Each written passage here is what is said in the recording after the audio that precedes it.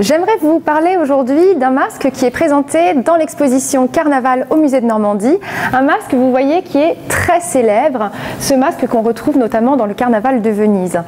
Le saviez-vous? Ce masque était porté il y a 400 ans par des docteurs, par des médecins. En effet, comme les masques que nous portons aujourd'hui sur le visage, eh bien ces masques servaient à se protéger à l'époque des épidémies.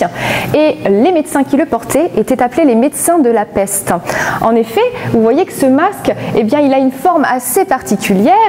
Il porte en fait un nez très allongé, très volumineux, qui mesure entre 16 et 20 cm. Si bien que les médecins à cette époque, eh bien, on les avait baptisés les médecins bec, tellement leur masque était reconnaissable.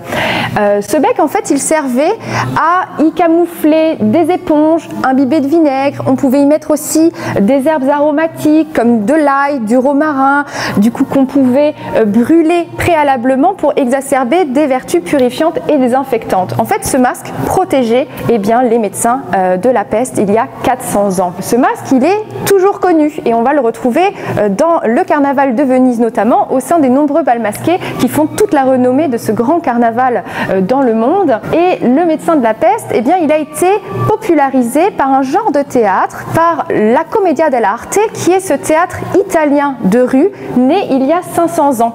La Commedia dell'arte, c'est un théâtre d'improvisation où on va jouer, on va se moquer, on va beaucoup rire. C'est un théâtre très drôle, très burlesque.